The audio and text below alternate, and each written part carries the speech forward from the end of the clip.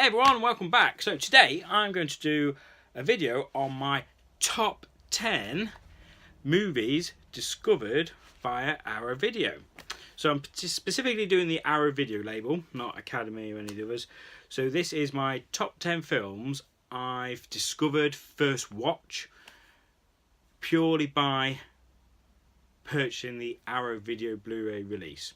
So I would say, well, they all were blind buys. Some of them, to be fair, I knew had a following, had good reviews, recommended by friends, fellow YouTubers, etc.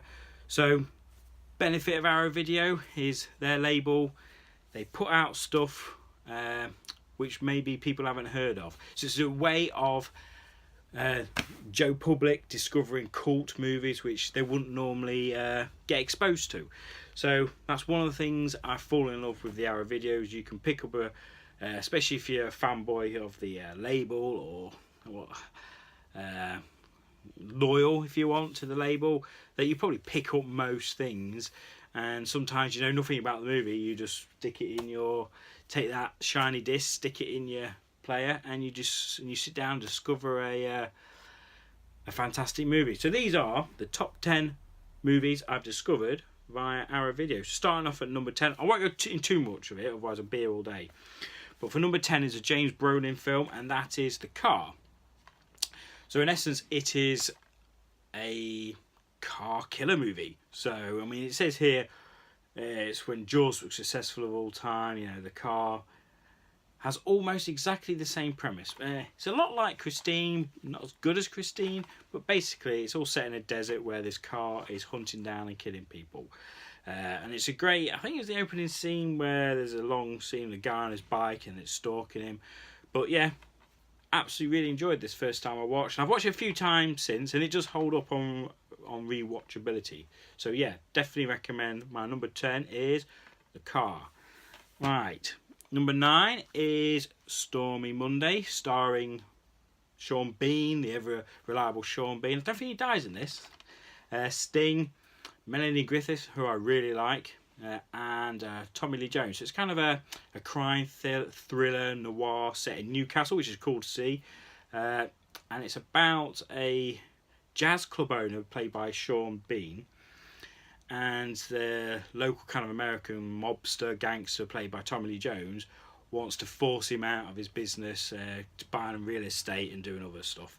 But yeah, really great cinematography in this. Gives a real kind of like noir tone to it, but with neon lights. You can see kind of from the cover, yeah, you can see that sort of style they're going for. But great performances by Sean Bean and Melanie Griffiths. So yeah, my number 9 pick really surprised me, really enjoyed it. Watched it a couple of times and it gets better, to be honest, on the repeat viewings. So number 9, Stormy Monday. Next up is a Thanksgiving film they talk about, and that is Blood Rage. So it's a 1980s slasher. I think it was done in 83, something like that, but it released to quite later on in the 80s, towards the end. I've just noticed here it's special effects by the same guy who did him on Terminator 2. But basically, I think it's about, I have actually seen it. I think it's about brothers. One of them kills somebody and wrongly frames the other one who goes to prison. And basically, it's just typical 80s slasher. It's low on story but high on fun and gore. So yeah, really enjoy this. Watch this with the Randy Mole projected on his big wall, and we had a right blast. And yeah, absolutely loved it. So highly recommend. What was that? Number 7? No, 10, 9, 8. I can't count, promise. Number 8, Blood Rage. Right. 7 is an exploitation movie, Dead End Driving. About a couple who go watch the movie at drive-in, and they're locked in and they can't get out, and they're kind of like acclimatized, but the main protagonist wants to get out, and it's just about how his journey, how he's going to get out. Society wants to retain him and purge, the society. But yeah, really great. Really, really enjoyable exploitation movie. If you like that sort of movie, I have a soft spot for exploitation, and yeah, I thought it's great. I think it's by the same director who did BMX Bandits and things like that. But yeah, really great watch. Next up, which is number 6, is a vampire movie, which is Vamp. Yeah, so the Grace... I was going to say Grace Kelly, it's Grace Jones. Grace Jones vampire movie about a bunch of kids who go to a club and there's vampires. Yeah, I'm not really selling it. But yeah, from vampire movies, I mean, you always get your Lost Boys. We always talk about Lost Boys, Near Darks, Twilight, and yeah. Vamp. Great, enjoyable. I mean, Grace Jones, she's a weird looking fella. A weird looking one. But yeah, really good. Really, really good. Has that kind of dingy neon 80s. Bleh. Yeah, Vamp. Awesome stuff. Next up is Lamberto Bava's Demons. Love Demons. Second one, the weaker of the two, but for my number 5, it is Demons. Love it. Bunch of kids they get invited to a cinema. They go to the cinema, and upon arrival, one of them puts a mask on, gets scratched. Kind of spoiler here, but kind of turns into demons. So it turns into kind of an escape movie where these bunch of peeps are in this cinema and there's demons in there trying to get out, and then they get out and it's not what you expect, so it sets up the sequel. But it's all about survival and escape. So yeah, for real great practical goals, if you like samurai sword wielding motorbike badasses, then check it out. Number 4 is another 80s slasher. One hadn't seen like all of these until I bought these releases, but heard it had a not buzz, but had like a history behind it, and that is The Burning. Great slasher. I love campsite or campfire slashers with Friday the 13th, and this one, fantastic camp slasher. Not much. If you like that sort of stuff, then highly recommend The Burning. Great release. Like with all of these, great releases by Arrow. They always chuck loads of extras in, but if you're watching this, you know Arrow, and you know what their product's about, so I won't talk about that stuff. Next up is actually one I watched a couple of nights ago, which I purchased as part of the Arrow sale. I might do a separate haul video, and that is Miracle Mile. Fantastic surprise movie here. It's so many kind of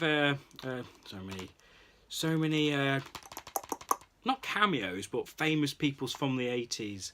You know, actors you recognise, like RoboCop's boss, the guy from Terminator who always gets I forget his name, the main doctor guy who gets his arm or wrist broken. Jeanette Goldstein's in this, but basically it's about a couple who meet, who kind of instantly fall in love, and the main guy, played by Anthony Edwards from it says from ER on here, but he's Goose from Top Gun, alright?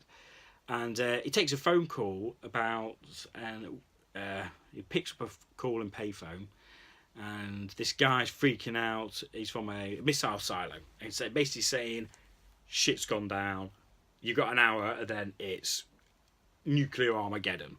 So basically it's about this guy and this group of characters who are in this diner, about what to do. So they're just suddenly panicking, trying to escape, get out the blast zone, but the main guy, he wants to go and find his bear. So it's kind of the journey on how what they're doing, and like this. And then I won't spoil it because I won't spoil the ending, but basically it's a journey movie, and it's a brave journey movie. Fantastic performances. Yeah, and I never even heard of this film before I saw it on Arrow's sale. Next up is, so this is number 2, so we're getting near the end now, and that is Tom Hanks' Burbs. So I knew of the Burbs. I sound like I'm a bit of an idiot here. I knew of the Burbs, never had seen it, never kind of when I say wanted to see it, but the Arrow release was the reason I finally got round to watching the Burbs. And what a fantastic comedy by Joe Dante. Yeah, everybody, when I say everybody, a lot of people have seen the Burbs, and anything I can say won't do it justice because a lot of people will say it better than me. But fantastic performance by Tom Hanks. It's like a comfort blanket, The Burbs. It's got such rewatchability, and it's, yeah, you pull it on and you feel warm and cozy. Fantastic performances by Corey Feldman. You know, the late great Carrie Fisher, Bruce Dern. I love Bruce Dern, and Tom Hanks. It's just fucking good film. Sardine. And my number one film is Toby Hooper's fantastic crocodile grimy movie Eatin Alive, starring Robert Englund, early Robert Englund. This is such a sleazy, dirty movie. It's fucking awesome. I had the pleasure, me and the Randy Mole, hope you're watching this.